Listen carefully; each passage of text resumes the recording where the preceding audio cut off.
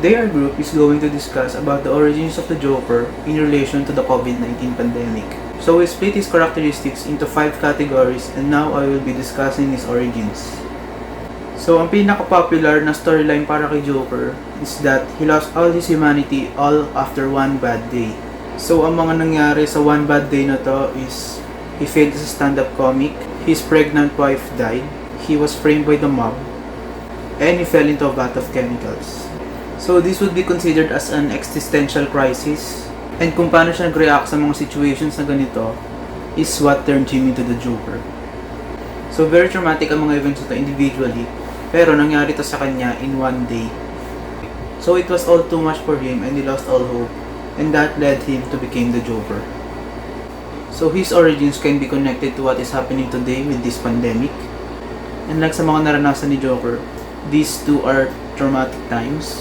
Pakit na napakit ng mga cases sa Pilipinas, and halos wala rin ginagawa ang gobyerno natin. So hindi dapat natin tularin si Joker na nawala ng hope. So we need to be mindful on how we react on these times. We need to remain calm during this pandemic and hope that it will end very soon. Sundin ang mga healthcare guidelines and most importantly, not lose hope. We all know Joker as a severely troubled individual and the villain himself. So we will try to put ourselves and our society in his shoes. So what if the one big bad day come? The unexpected pandemic comes, which is the COVID-19. So we are not mentally, physically, and economically prepared for that. So the movie wants us to see a divided city plagued by a large socioeconomic gap, from the wealthy and rich people to the poor and disadvantaged people. During MCQ, ECQ, our parents have no income for a month. So, naasa tayo sa ayuda na ibinibigay ng government. So, there's an issue na mas una nakikinabang ang rich bago ang poor or the poorest. And parang mas napapriority sila, especially in the COVID-19 test. And by any chance, we can abandon our moral foundation to cover up ourselves, like other politicians and government do. For example, we have a lack of hospital facilities or facilities for COVID-19 patients. So, tayo yung nagsasuffer. Yung mga people yung nagsasuffer because of the government corruption.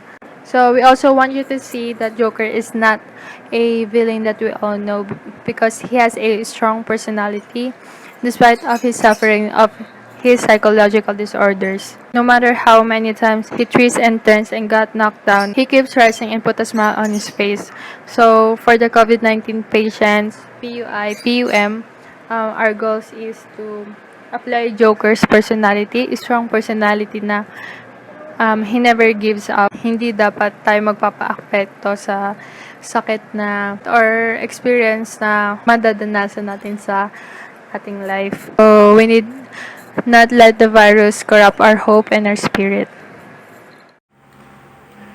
In regards to the mindset naman po about dun sa video na pinanood namin about kay Joker, meron po mga nakuha dito doon sa video. And he embraced meaninglessness and violence, subverts moral code with humor. For example, uses slapstick weapons and Joker venom to laugh victims to death as a gimmick of humor. Enjoys doing horrible things. It is fun to him. Everything is a joke para sa kanya. Kahit malala na yung ginagawa niya, joke ko lang dun sa kanya.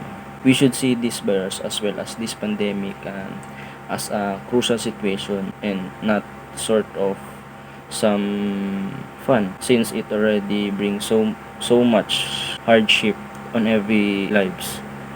It takes away life of many people and do harm on each and every livelihood. Pag ginawang biro yung virus, paano natin malalampasan itong problema natin dito sa bansa natin? Pag hindi ka sumusunod, yun, lumalabas ka ng bahay ng walang mask, parang gano'n. Hindi natin malalampasan itong problema natin sa bansa natin. Kung wala naman masyadong puntahan or may lakad na hindi naman importante, wag na lang tayo lumabas. If kung lalabas man tayo, gawin natin yung mga dapat gawin para maiwasan natin ang pagkalat ng virus, tulad ng suot ng face mask, face shield, alcohol palagi. Sumunod na lang tayo. Yun lang po. Keep safe. God bless. So, Description of Joker. Joker is labeled as mentally insane. He's also a psychopath and a nihilist, which doesn't care about life. He doesn't care about religious things. He is also sadistic. From the video, it tells that one bad day caused someone to change. So basically, in relation to COVID-19, I must say that COVID-19 changed a lot of people's lives. It changed how people live today. Since maraming bagay yung hindi natin na nagagawa ngayon na nagagawa natin before dahil nga meron tayong sinusunod na protocols and regulations.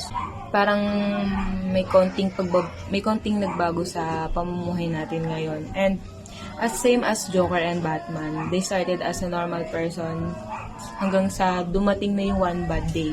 Yung one bad day na yun, magkaiba yung result sa kanila ng one bad day. Batman's one bad day lead him to uphold conventional morality, which is sinunod niya yung tama at mali. While Joker, he abandoned it. He ignored it. Wala siyang pake kung tama ba yung gagawin niya or mali ba yung gagawin niya. And again, in relation to COVID-19, hindi ko naman sinasabi na parang Batman and Joker, but COVID-19 relating as the one bad day, and it resulted that some of the people ignored the COVID-19. Parang hindi sila nabobother. They don't bother what will happen about the pandemic kapag hindi man silang masunod, basta magawa nila yung gusto nila. Dumalabas sila ng walang mask, na hindi sila nagdala ng alcohol, hindi sila sanitized. But some of the people become responsible. Hindi lang naman yung mga lumalabag yung meron. At the same time, meron din namang mga sumusunod sa protocols and regulations, which is balance lang din naman. Hi, I'm Shanandro A. Quilao. At ito po yung conclusion ko dun sa video ni Joker. Nag-glamorize the Joker, in summary, we connect with the Joker. Lahat tayo ay hindi kasing marangal to rin yung nakikita sa atin. Ganun po, lahat po tayo may bad sides. Ganun po. Yun ang po lagi mabuti sa mga nakikita po natin. The Joker just wants to watch the world burn. Yun nga po. Gusto niya pong mag-hari dito sa mundo. Parang nababaliw na po siya. Po sa sarili niya. Ganun. Gusto niya po mag-away-away yung mga tao. Ganun.